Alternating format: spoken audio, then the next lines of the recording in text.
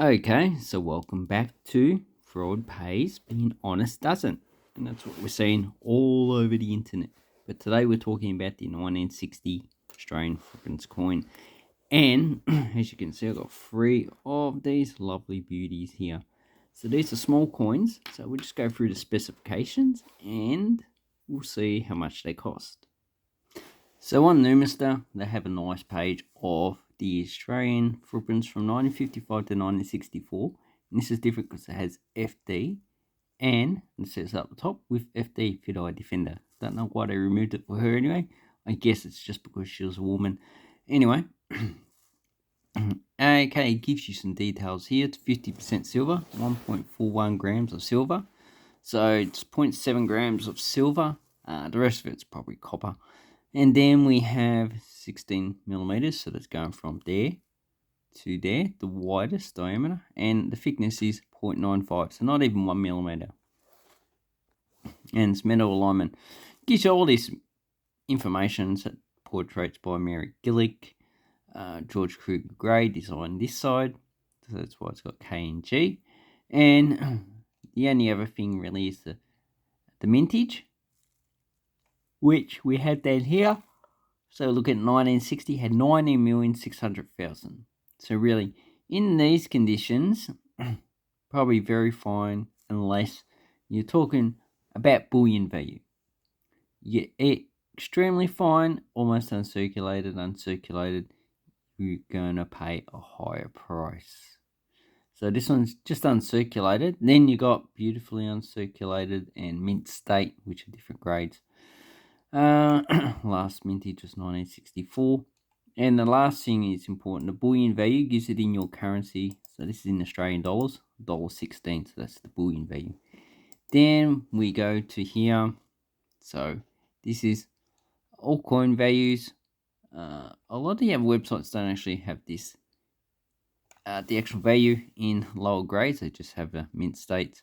Oh yeah, so 40% copper, 10% zinc, nickel, and we have a value here, so uncirculated, pretty much $7. EF, double bullion, and the rest is pretty much around about bullion.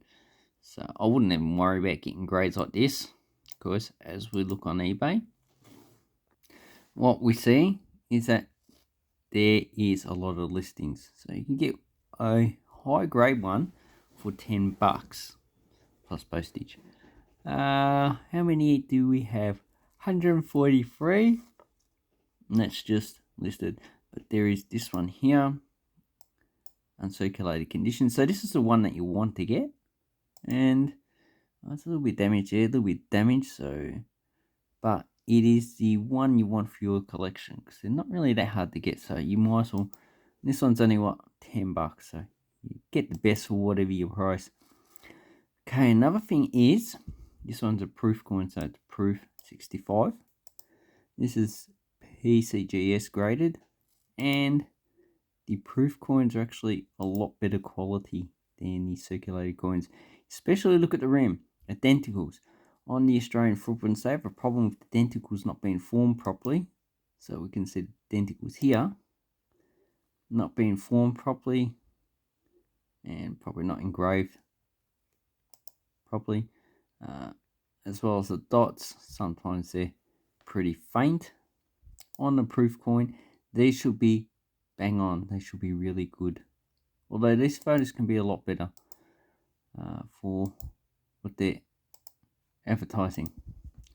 Okay, and all these dots should be a lot better. And the actual reef on the head should also be more heavily engraved and stand out a lot more, because if you look at the normal circulating, it's pretty faint. So that's not where, that's really just the way it's been minted. Then we got another one. So this one's only $6.25, and it's also pretty much uncirculated. Okay, and there's a little bit of glare on it.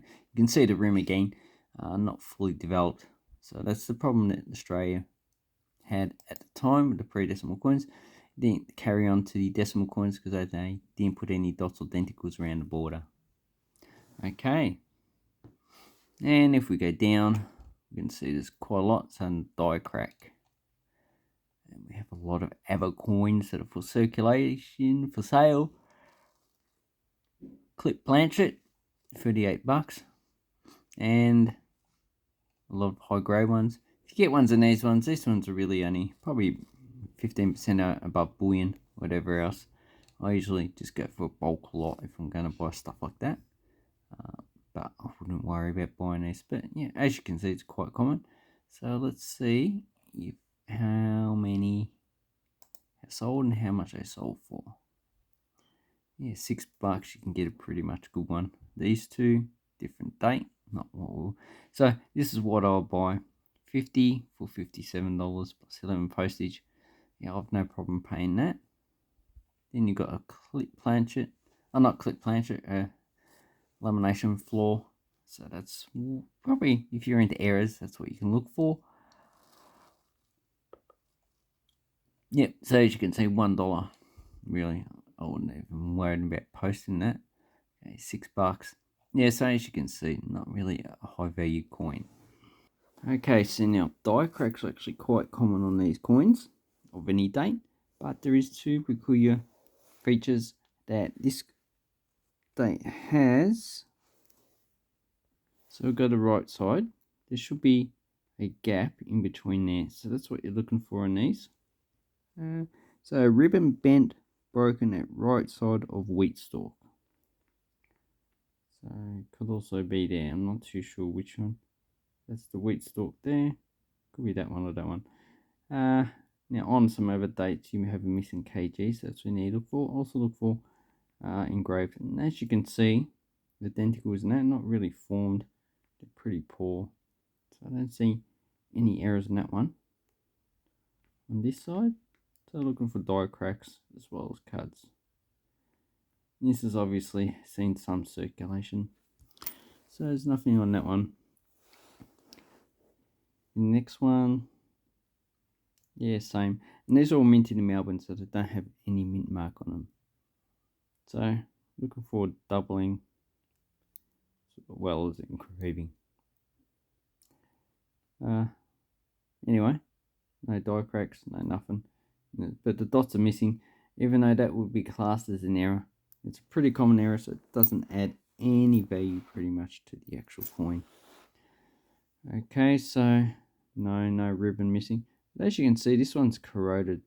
So that's the copper, and probably also the tin, oxidizing. So it changes into a different element apart from its metal state. The silver would do that over a long period of time, but as we see coins, it doesn't really happen. Coins that are pretty recent.